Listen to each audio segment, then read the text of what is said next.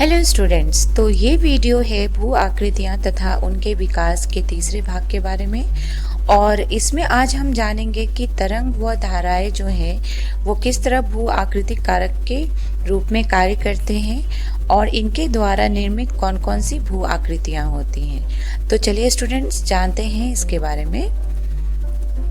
तो तरंग व धाराएं जो हैं वो एक भू आकृतिक कारक के रूप में काम करते हैं और इनके द्वारा कटाव और निक्षेपण कार्य होता है जो कि तट में परिवर्तन करते हैं। जैसा कि हम यहाँ इस चित्र में देख सकते हैं, यहाँ हम देख सकते हैं ये तट है और यहाँ पे लहरों और तरंगों द्वारा जो है यहाँ पे अपरदन प्रक्रिया हो रहा है, जैसा कि हम यहाँ देख सकते हैं। इसीलिए यहाँ पे तट का जो है कटाव हो रहा है और इसी तट पे यहाँ पे हम देख सकते हैं कि लहरों द्वारा जो है यहाँ पे निक्षेपण प्रक्रिया हो रहा है, मतलब यहाँ पे अवसादों का जमाव हो रहा है जो लहरें अपने साथ ला रहे हैं। तो एक ही तट पे यहाँ हम देख सकते हैं कि किस तरह लहरें और तरंगे जो हैं निक्षेपण क्रिया भी कर रही हैं, साथ ही साथ अपरदन क्रिया भी कर रही हैं, जिसके कारण यहाँ पे तट में जो है वो परिवर्तन होता है।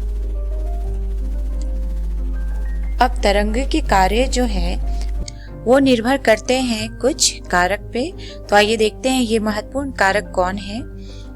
तो पहला जो कारक है वो है स्थल व समुद्री तल की बनावट, यानी समुद्री तल और स्थल जो है उनकी बनावट कैसे है ये भी डिसाइड करते हैं कि तरंगों के कार्य जो है वो किस तरह के होंगे, यानी वहां पे अधिक अपरदन होगा या निक्षेपण कार्य होगा।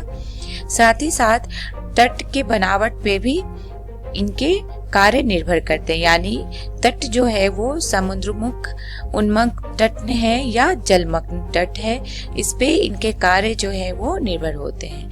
अब ये तट कौन कौन से होते हैं इसे हम आगे जानेंगे विस्तार से और इनकी विशेषता क्या क्या होती हैं। तो चलिए देखते हैं आगे इन तटों के बारे में। तो तटीय स्थल रूप के विकास को समझने के लिए हम हमेशा तटों को दो भागों में वर्गीकृत करते हैं, जैसा कि हमने आगे भी डिस्कस किया। जो पहला तट है वो है समुद्रमुख उन्मग्न तट, जिसे हम समतल व मंद ढाल के अवसादी तट के नाम से भी जानते हैं।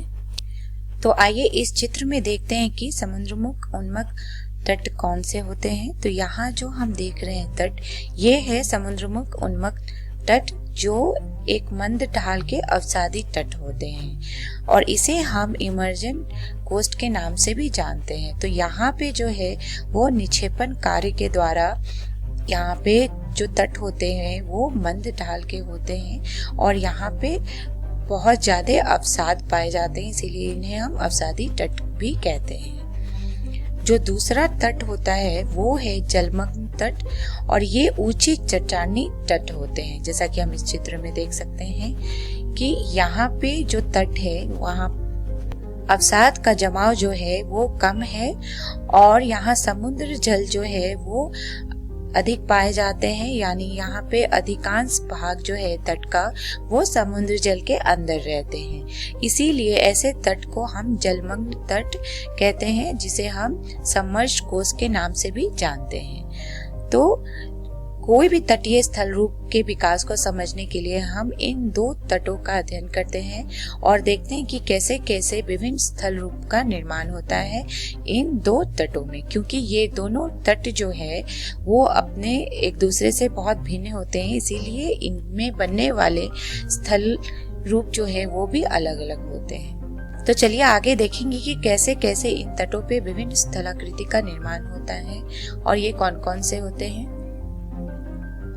तो इस चित्र में जो हम देख रहे हैं ये है जलमग्न तट, जो ऊंचे चट्टानी तट होते हैं, जैसा कि हमने बोला, और यहाँ पे तरंग और धाराएं की अपरदन क्रिया जो है वो सबसे अधिक होते हैं। जबकि इस चित्र में जो हम देख रहे हैं ये है समुद्रमुख उन्मग्न तट, जिसे हम निम्न समतल व मंद ढाल के अवसादी तट भी कहते हैं और यहाँ पे जो है सबसे अधिक जमाव होता है अवसादों का और यहाँ पे तरंग और धाराएं के द्वारा निक्षेपण कार्य जो है वो अधिक होता है अपरदन कार्य के अपेक्षाकृत। तो यहाँ हम देख सकते हैं ये जो है जलमग्न तट है और उन्मग्न तट है। तो अब हम सबसे पहले जानेंगे जलमग्न तट या ऊंचे चट्टानी तट के बारे में और देखेंगे कि इनकी विशेषता क्या होती है और इनमें बनने वाले विभिन्न स्थलाकृति कौन कौन से होते हैं। तो तट रेखा का अत्यधिक अवनमन होने से किनारे के स्थल भाग जो हैं वो जलमग्न हो जाते हैं और वहां पे फ्योर्ड तट बनते हैं। मतलब ऐसे तट को हम फ्योर्ड तट कहते हैं जो अधिकांश जो है भाग उनका जलमग्न होता है और ये पाए जाते हैं ऊंचे चट्टानी तट यानी जलमग्न तट के किनारे। और यहाँ पे इस ऊंचे चट्टानी तट में जो है, जैसा कि हमने बोला कि यहाँ पे तरंगे और धाराएं की अपर्दन क्रिया जो है वो सबसे अधिक होते हैं यहाँ पे निक्षेपण कार्य के अपेक्षाकृत, इसीलिए यहाँ पे अपरजित स्थल रूपों की बहुतायत होती है। तो यहाँ हमने देखा कि जलमग्न तट किसे कहते हैं और ऊंचे चट्टानी तट किसे कहते हैं। तो यहाँ हम देखेंगे कि विभिन्न प्रकार की स्थलाकृति कौन कौन सी हैं जो बनते हैं जलमग्न तट यानी ऊंचे चट्टानी तट पे। तो पहला प्रमुख स्थलाकृति जो है वो है समुद्री भिगो, जिसे हम कहते हैं क्लिफ। तो पहाड़ों में जब इन तरंगों और धाराओं के द्वारा प्रबल अपरदन क्रिया होते हैं तो वहां पे इन भृगु का निर्माण होता है, यानी पहाड़ों के कटाव के कारण जो है ये समुद्री भृगु का निर्माण होता है, जैसा कि हम यहाँ देख सकते हैं। और इनके तल में जैसा कि हम यहाँ देख सकते हैं निक्षेपण कार्य होता है, यानी जो भी अपरदन से इन भृगु के मलबे होते हैं वो इनके तल में जमा होते जाते हैं और यहाँ पे एक चबूतरा जो है वो बन जाता है, जैसा कि हम यहाँ देख सकते हैं। और इसे हम कहते हैं घर्षित चबूतरे, जिसे हम कहते हैं वेव कट प्लेटफॉर्म। तो यहाँ हमने देखा कि कैसे समुद्री भृगु बनते हैं और घर्षित चबूतरे बनते हैं। और कभी कभी ये घर्षित चबूतरे जो होते हैं इनकी ऊंचाई जो होती है वो लहरों और तरंगों की औसत ऊंचाई से ऊपर होती हैं, मतलब ज्यादा होती हैं ऊंचाई पे, और इन्हें हम कहते हैं घर्षित वेदिकाएं यानी वेव कट टेरेसेस। तो घर्षित चबूतरे जो है जब उनमें अधिक मलबे का जमाव होने लगता है तो वो ऊंचे हो जाते हैं और उन्हें ही हम कहते हैं घर्षित वेदिकाएं। तो ये हैं विभिन्न प्रकार की स्थलाकृति। अब जलमग्न और ऊंचे चट्टानी तट पे हमें स्पिट भी देखने को मिलता है। ये एक प्रकार का निक्षेपण कार्य से बनता है स्पिट, और लेगून भी बनते हैं ऊंचे चट्टानी तट में। साथ ही साथ इन तटों पे हमें रोध यानी बैरियर भी देखने को मिलता है। तो ये स्पिट लेगून रोध कैसे बनते हैं और इनकी विशेषता क्या है इसे हम आगे देखेंगे। तो यहाँ हमने देखा कि कैसे जो जलमग्न तट होते हैं वहां पे विभिन्न स्थलाकृति बनते हैं। आइए अब हम देखते हैं निम्न अवसादी तट के बारे में। तो इन तटों पे निक्षेपित स्थलाकृति जो होती हैं वो बहुतायत में पाए जाते हैं, क्योंकि यहाँ पे तरंगों और धाराओं के द्वारा अधिकांश निक्षेपण कार्य होते हैं यहाँ पे। और कहीं कहीं लेगुन व ज्वारीय संकरी खारी के रूप में जल भराव के अतिरिक्त तटरेखा जो होती है यहाँ चिकनी होती है। तो यहाँ इस चित्र में जो हम देख रहे हैं ये निम्न अवसादी तट हैं जो बनते हैं निक्षेपण कार्य से।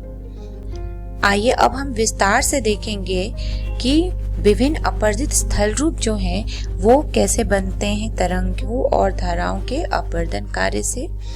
तो ये प्रमुख स्थल रूप हैं भृगु, वेदिकाएं, कंदराएं एवं स्टैग। तो इसे हम एक एक करके समझेंगे कि कैसे इनका निर्माण होता है। तो भृगु जिसे हम सी क्लिफ भी कहते हैं, तो जैसा कि हम लोगों ने पहले डिस्कस किया, ये बनते हैं जब पहाड़ों के जो है उनमें धाराओं और तरंगों का अपरदन कार्य होता है, तो वहां पे इन भृगु का निर्माण होता है, जैसा कि हम यहाँ इस चित्र में देख सकते हैं। और इसे हम कहते हैं समुद्री भृगु, जो तीव्र ढाल के होते हैं, लेकिन इनका तल जो है वो मंद ढाल का होता है और इनके तल में जो है वो मलबा का जमाव होते जाता है, क्योंकि इन भृगु का जो है अपर्दन क्रिया से जो भी मलबे होते हैं वो सभी इनके तल में जाके जमा होते जाते हैं और यहाँ पे एक चबूतरा का ये निर्माण करते हैं, जिसे हम घर्षित चबूतरा कहते हैं, जैसा कि हम लोगों ने पहले भी देखा। और ये भृगु जो है वो अधिकांश जो है जलमग्न या चट्टानी तटों पे पाए जाते हैं। और इस चित्र में भी हम देख सकते हैं ये है समुद्री भृगु। अब कभी कभी जैसा कि हमने कहा कि इन भृगु के तल में जो है वो मलबा का जमाव होते जाता है, जिसके कारण वहाँ पे घर्षित चबूतरे का निर्माण होता है। और जब ये घर्षित चबूतरे की ऊंचाई जो है वो तरंगों की औसत ऊंचाई से अधिक हो जाता है, तब वहाँ पे वेदिकाओं का निर्माण होता है, जैसे कि हम यहाँ देख सकते हैं। ये जो है वेदिकाएं, जिसे हम टेरेसेस भी कहते हैं, उस तरह के रूप ले लेते हैं और इसे हम कहते हैं घर्षित वेदिकाएं। और जब तरंगों और धाराओं के द्वारा जो है अपर्दन अधिक होता है इन वेदिकाओं और भृगु में, तब इन तरंगे और धाराएं जो हैं वो अपर्दन कार्य से अंदर तक खोखला कर देते हैं, यानी गहराई तक खोखला कर देते हैं। और फिर वहां पे कंदराएं, जिसे हम केव कहते हैं, उसका निर्माण होता है, जैसा कि हम यहाँ देख सकते हैं।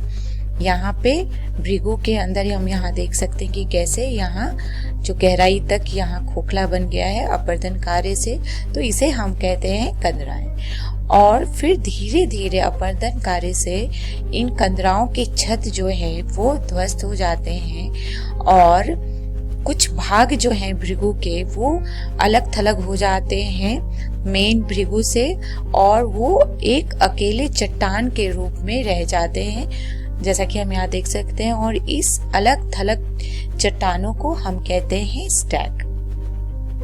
तो यहाँ हमने समझा कि कैसे भृगु बनते हैं पहाड़ों में अपर्दन कार्य से, और फिर इन्हीं भृगु में अपर्दन क्रिया से कैसे वेदिकाओं का निर्माण होता है, और इन वेदिकाओं और भृगु में अपर्दन कार्य से कंदराओं का निर्माण होता है, और फिर कंदराओं में अपर्दन क्रिया से कैसे ये टूट जाते हैं मेन भृगु से, और फिर जाके अलग थलग चट्टाने रह जाते हैं जिन्हें हम कहते हैं स्टैक। और फिर धीरे धीरे इन स्टैक का भी अपर्दन होता है, और ये स्टैक जो है धीरे धीरे जाके समुद्री मैदान बना लेते हैं। तो यहाँ हमने देखा कि कैसे विभिन्न अपर्दित स्थल रूप बनते हैं तरंगों और धाराओं के अपर्दन कार्य से। आइए एक बार फिर देखें हम इन भृगु वेदिकाओं और कंदराओं एवं स्टैक को इस चित्र में। तो यहाँ हम देख सकते हैं यहाँ जो खोखले हुए हैं भृगु, इन्हें हम कहते हैं कंदराएं। ये हैं वेदिकाएं, जिसे हम कहते हैं टेरेसेस। और ये है समुद्री भृगु, जिसे कहते हैं सी क्लिफ। ये है अलग थलग चट्टान जो बच जाते हैं भृगु के अपर्दन कार्य के बाद, वो है स्टैक। यहाँ हमने देखा विभिन्न अपर्दित स्थल रूप एक बार फिर से। आइए अब हम देखते हैं कुछ निक्षेपित स्थल रूप, यानी निक्षेपण कार्य से कौन कौन स्थल रूप बनते हैं। तो ये है पुलीन और टिब्बे, जिन्हें हम कहते हैं बीज। तो पुलीन जो है वो अस्थायी स्थलाकृति होते हैं जो नदियों द्वारा लाए गए अवसादों से निर्मित होते हैं। तो यहाँ हम देख सकते हैं कि कैसे अवसादों के जमाव से इनका निर्माण होता है, और इसे हम कहते हैं पुलीन। और पुलीन के ठीक पीछे पुलीन तट से उठाई गई रेत टिब्बे के रूप में निक्षेपित होते हैं। तो यहाँ हम देख सकते हैं ये जो ऊंचे स्थल रूप हमें दिख रहे हैं पुलीन के पीछे, इसे हम कहते हैं टिब्बे। तो यहाँ हमने जाना पुलीन और टिब्बे के बारे में जो निक्षेपित स्थल रूप हैं, और ये पाए जाते हैं उन्मग्न तटों में। जो दूसरा निक्षेपित स्थल रूप है वो है रोधिका, जिसे हम कहते हैं बैरियर। तो तट के समांतर पाए जाने वाली रेत और गिल की कटक को अपतट रोधिका कहते हैं। तो जैसे हम यहाँ देख सकते हैं ये बनते हैं मलबा के जमाव से, और ये एक कटक के रूप में दिखते हैं, जैसे कि हम इस चित्र में देख सकते हैं, और इसे हम कहते हैं अपतट रोधिका। यहाँ इस चित्र में भी देख सकते हैं, यहाँ जो हम देख रहे हैं ये है अपतट रोधिका, जिसे हम ऑफशोर बैरियर भी कहते हैं। अब तीसरा महत्वपूर्ण निक्षेपित स्थल रूप जो है वो है रोध रोधिका, जिसे हम बार बैरियर्स के नाम से भी जानते हैं। तो ऐसे अपतटीय रोधिका जो रेत के अधिक निक्षेपित से ऊपर दिखाई पड़ने लगते हैं उसे रोध रोधिका कहते हैं। यानी ये एक तरह के अपतटीय रोधिका ही होते हैं, लेकिन इनमें निक्षेपण कार्य अधिक होता है, जिसके कारण इनका यहाँ पे जो मलबा है उनका जमा बहुत अधिक होता है और ये ऊपर हो जाते हैं, इसीलिए इन्हें हम कहते हैं रोध रोधिका। तो यहाँ हम इस चित्र में देख सकते हैं, यहाँ जो हमें दिख रहे हैं ये है रोध रोधिका। ये प्रायः खाड़ी के प्रवेश पे या नदियों के मुहाने के सम्मुख बनते हैं। अब चौथा प्रकार का जो निक्षेपित स्थल रूप है वो है स्पिट। तो जब इन रोधिकाओं का एक सिरा खाड़ी से जुड़ जाता है तो इन्हें हम स्पिट कहते हैं, जैसा कि हम इस चित्र में देख सकते हैं। तो ये एक प्रकार के रोधिकाएं ही होते हैं, लेकिन इनका एक सिरा जो है वो खाड़ी से जुड़ा होता है। इस स्पिट को हम इस चित्र में भी देख सकते हैं, यहाँ जो देख रहे हैं ये स्पिट है।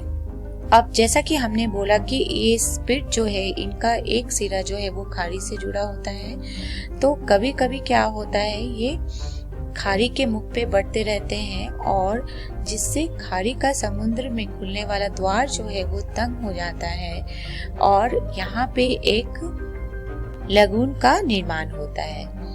तो इस तरह हमने देखा विभिन्न प्रकार के निक्षेपित स्थल रूप जो बनते हैं निक्षेपण कार्य से। तो इस वीडियो में हम लोगों ने सीखा कि तरंग व धाराएं जो हैं वो भू आकृति कारक के रूप में कैसे कार्य करते हैं और ये विभिन्न प्रकार की भू आकृतियां कौन कौन से निर्माण करते हैं। संदर्भ के लिए हम देख सकते हैं एनसीईआरटी बुक भौतिक भूगोल के मूल सिद्धांत। अगले वीडियो में हम जानेंगे पवन एक भू आकृतिक कारक के रूप में और इनके द्वारा बनाए गए विभिन्न भू आकृति के बारे में।